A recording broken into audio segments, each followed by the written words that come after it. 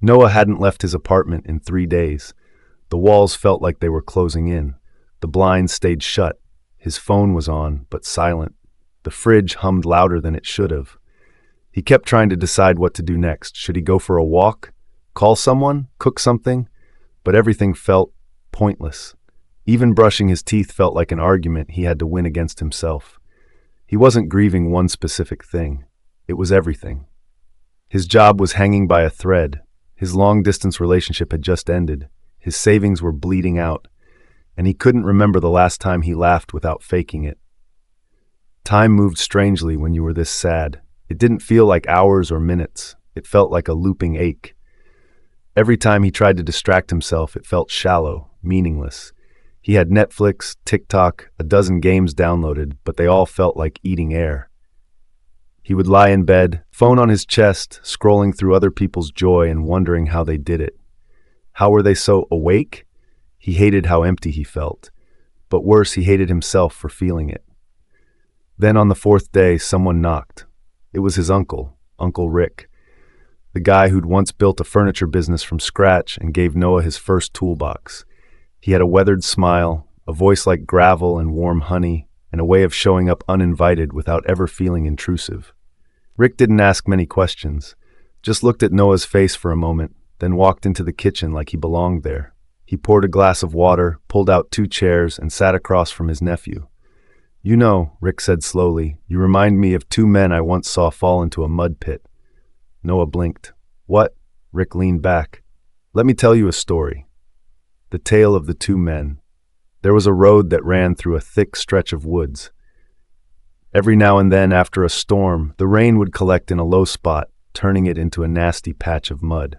One day, 2 travelers, Jack and Roy, were walking that road, each heading somewhere important. They didn't know each other, but fate had them pass the same spot at the same moment. Neither noticed the mud until it was too late. Both stepped in and with a sickening squelch sank to their knees. Both were soaked, cold, angry. But that's where their similarities ended. Roy cursed, loudly. "Why now?" He shouted at the sky. "I can't believe this happened. I should have stayed home." He kept thrashing in the mud, trying to scrape it off, but only made it worse. His clothes tore, his boots got stuck, his frustration grew into rage. He sat down, defeated, blaming the road, the rain, even the world. Jack, meanwhile, looked at his pants, sighed, and muttered, "Well, that sucks." But instead of fighting the mud, he paused, took a breath, wiggled his feet until he found solid ground beneath. Then he stood up, slow and steady. He pulled one boot out, then the other, and stepped to the side of the road. He didn't like being dirty. Nobody would, but he accepted it.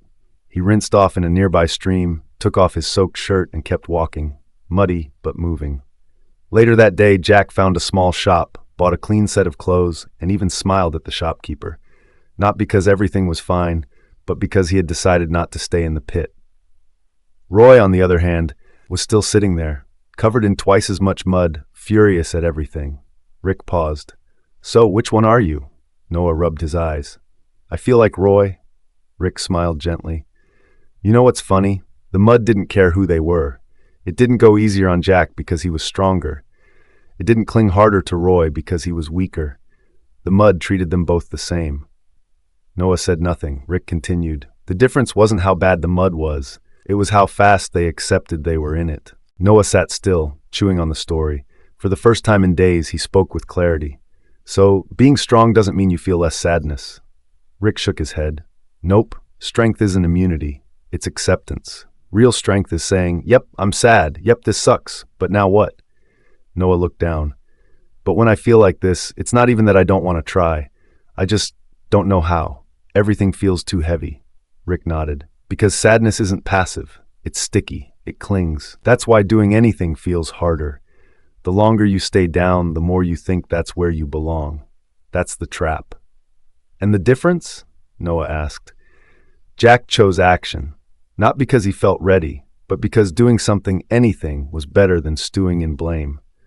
Later that evening, Rick left a small box on Noah's counter before heading out. Inside was a bar of soap, a clean white shirt, and a note that read, "The mud will always be there, but so will the stream." Noah didn't magically recover the next morning, but he did get out of bed. And that night, for the first time in days, he opened the window. Let the air in. Let the silence feel like peace, not punishment. In today's world, we rarely fall into literal mud pits, but we fall into worse, into places that look clean and harmless on the surface but quietly drain us from within. We fall into hopelessness disguised as free time. Into hours of endless scrolling where the screen keeps moving but our lives do not. Into the illusion that resting is the same as healing, when really it's just distraction in disguise. We fall into the grip of options, so many paths, so many apps, so many voices, that our minds shut down from overload. We end up doing nothing, not because we're lazy, but because we're paralyzed by 1,000 choices that feel equally empty.